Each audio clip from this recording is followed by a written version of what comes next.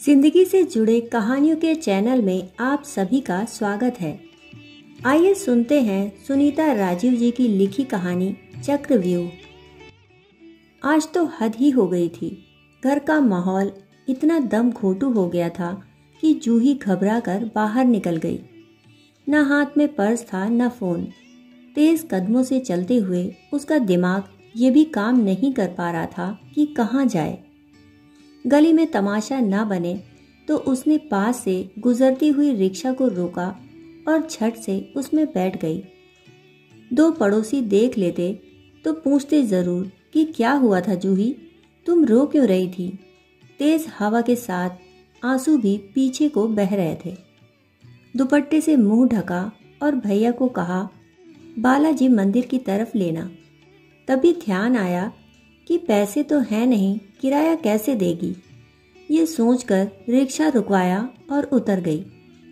रिक्शे वाला भाई आवाजें देता रह गया पर वो ना पलटी। बालाजी मंदिर ही चलूं, जूही ने सोचा। भगवान ही सुन ले शायद, और तो कोई सुनता नहीं। थक चुकी थी जूही।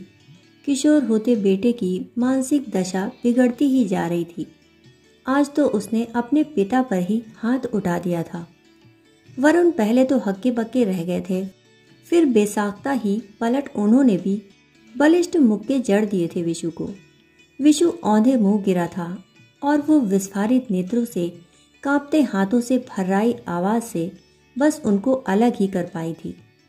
वो बीमार है वरुण, वो बीमार है तो कुछ भी करेगा, सीमाएं लांघ जाएगा और मैं औलाद से मार खाऊं। तुम चुप ही रहो। फुफकारते हुए वरुण बाहर चले गए थे और विशु ने अपना दरवाजा बंद कर लिया था। जूही जानती थी कि अब वो शाम तक अपना दरवाजा नहीं खोलेगा। बहुत गुहार लगाई उसने, पर कोई जवाब नहीं मिला। निढाल सी बैठी रही जूही। दवा भी तब असर करे जब ये दवा खाए। कुछ समझ नहीं आ रहा था। अच्छा खासा मेधावी छात्र विशु 10वीं के बाद ऐसा डूबना शुरू हुआ कि जूही और वरुण कारण पकड़ नहीं पाए। कई बार जूही ने वरुण से कहा भी कि किसी डॉक्टर को दिखाते हैं, पर वरुण ने यही समझाया कि लड़के ऐसे ही होते हैं, मूडी और थोड़े सिरफिरे। तुम इकलौती बेटी हो, तुम्हें क्या पता लड़के कैसे पालते हैं। पर दूर के रिश्ते के देवर ने उन्हें सख्त हिदायत दी थी कि वे मेडिकल टेस्ट करवाएं। विशु कहीं जाने को तैयार ही ना होता। डॉक्टर को दुगनी फीस देकर एक रिश्तेदार की तरह घर बुलाया था ताकि वे उसका आकलन कर सकें। दवा शुरू भी हुई पर जूही हैरान हो जाती कि अविश्वास और गहन उदासी में डूबे विशु को दवा खिलाए तो कैसे। उसका धैर्य भी छूट जाता और मन की शांति भी। वरुण तो काम पर चले जाते, पीछे रह जाती अकेलेपन और द्वंद्वों के चक्रव्यूह में जूझती निरीह जूही। माँ का मन अनजानी आशंकाओं से घिरा कलेजा मसोस देता। बाहर जाती तो दुनिया के बच्चों को देखकर मन त्राही त्राही करता कि मेरे ही बेटे के साथ होना था ये। गरीबी और अभाव में पले बच्चे कितनी मस्ती की जिंदगी जी रहे हैं, और एक मेरा बेटा है कि पतझड़ के पत्ते की तरह कुमलाता ही जाता है। अंदर आती तो चुप्पी के गहराते साए विशु के कमरे से रेंगकर उसके वजूद को अपनी विष भरी कालिमा में समेट लेते। कभी तो लगता था कि वो ही पागल हो जाएगी। मंदिर की सीढ़ियां चढ़ते चढ़ते उसका गला भर आया। भगवान कुछ तो रास्ता निकालो, कोई राह तो दिखाओ। शेल्फ पर से हनुमान चालीसा उठाकर वो सबसे पीछे बैठ गई। सारी संगत संगीत में सुरों में चालीसा गा रही थी। बहुत भीड़ नहीं थी। आंचल सर पर डाल जूही मन ही मन चालीसा पढ़ने लगी, पर आंसुओं से चालीसा भी भीग गई। ऐसी औलाद से तो बे औलाद अच्छे। मांग मांग कर बेटा पाया, वो भी ऐसा। वापस ले लो, रो लूंगी एक बार कलेजा चीर कर। रोज मरना तो ना पड़ेगा। जूही के आंखों के आगे वो दृश्य बार बार आ रहा था। अचानक सर पर किसी का हाथ महसूस हुआ। देखा तो एक वृद्ध महिला थी, जिन्होंने आंखों आंखों में मानो उससे कहा, सब भगवान पर छोड़ दो, वो ही देखेगा सब। जूही ने सर झुका लिया। अजीब सी घिसटने की आवाज ने उसका ध्यान खींचा।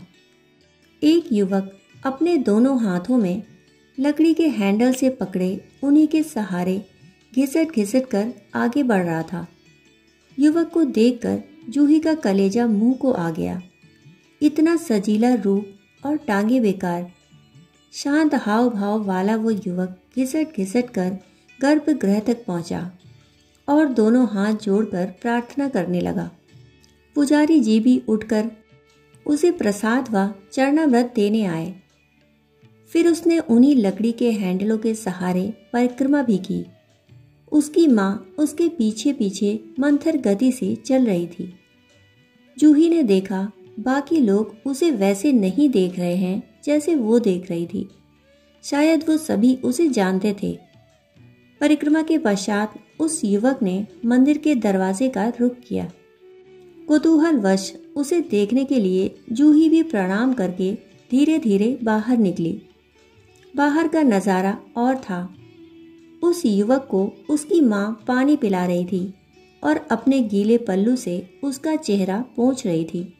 युवक अपनी माँ के इस दुलार से थोड़ा परेशान सा लग रहा था और संतुष्ट भी। वैसे ही धीरे धीरे खिसकते वह मंदिर के निकास द्वार की तरफ बढ़ रहा था। जूही हतप्रभ सी वहीं बैठ गई। वही वृद्ध महिला भी निकल चुकी थी और जूही को देखकर ठिठक कर खड़ी हो गई। ठीक हो? जी। वो लड़का, आप जानती हैं उसे? हाँ हाँ, अर्जुन है वो।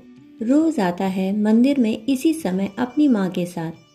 बड़ा भला बच्चा है, बस बीमारी ने चलने की शक्ति ले ली। उसकी माँ कितनी दुखी होगी वो।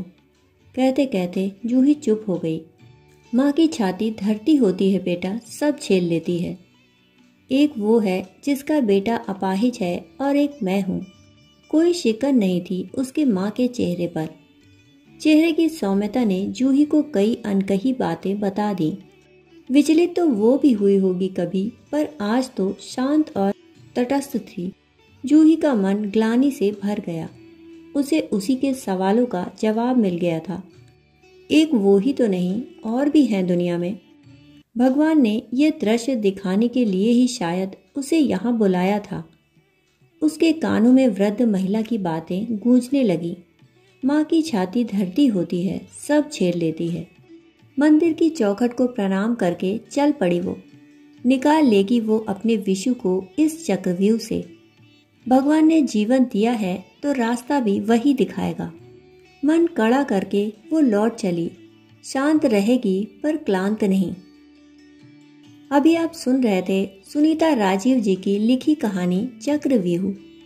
सुनीता राजीव जी एक समर्पित शिक्षाविद रही हैं, जो कहानी, कविता व गीतों के माध्यम से जीवन के बहुरंगी आयामों की अभिव्यक्ति करती हैं। कहानी वाचिका के तौर पर इनकी YouTube पर सुनो कहानी श्रृंखला देश की अमूल्य सांस्कृतिक, सामाजिक व आध्यात्मिक धरोहर को भावी पीढ़ी के लिए प्रस्तुत करती है।